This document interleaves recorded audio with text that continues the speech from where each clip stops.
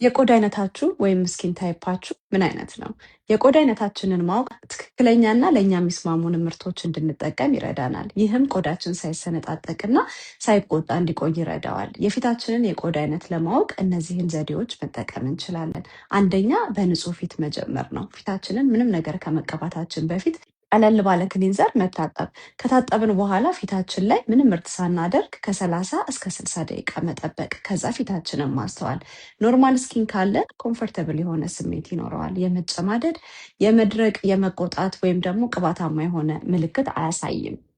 በጣም ቅባታማ በጣም ደረቅም ሳይሆን በአጠቃላይ ለስላሳና ባላንስድ የሆነ ቆዳ እንዳለን እንረዳለን ማለት ነው። ሁለተኛው ደረቅ ቆዳ ነው። ደረቅ ቆዳ ካለን ደግሞ የመወጣጠርና የሻካራነት ስሜት ይሰማናል። አልፎ አልፎ በጣም ነጭ ነጭ የመሆን በተለይ ደግሞ አፎቻችን አካባቢ ወይ በአፋችን ዙሪያ ነጭ የመሆን የመሸብሸብ፣ ምንም አይነት ቅባት አለመታየት፣ በአጠቃላይ ኮምፈርተብል ያለመሆን ስሜት እንዲሁም ደግሞ የማሳከክና የማቃጠል ስሜት ሊሰማን ይችላል ማለት ነው። ያክ ሲሆን ቆዳችን ደረቅ እንደሆነ እንረዳለን።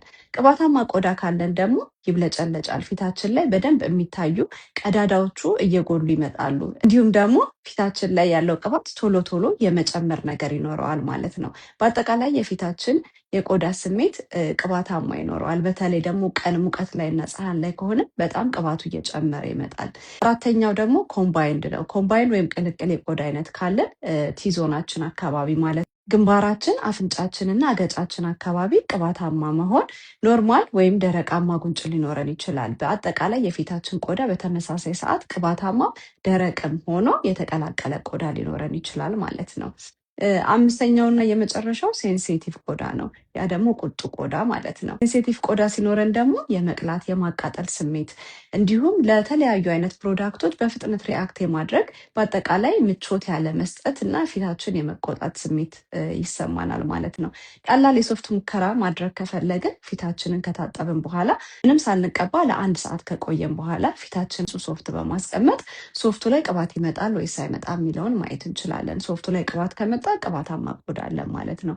ፊታችን በቲዞን ላይ ብቻ ቅባት ከመጣ ቅልቅል ቆዳ አለን ማለት ነው።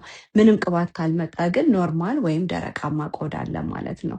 ለእያንዳንዱ ስኪን ታይፕ የሚስማማ ፕሮዳክት እንዴት መምረጥ እንችላለን ወይም ምን እንጠቀም የሚለውን በሚቀጥለው ቪዲዮ እናያለን።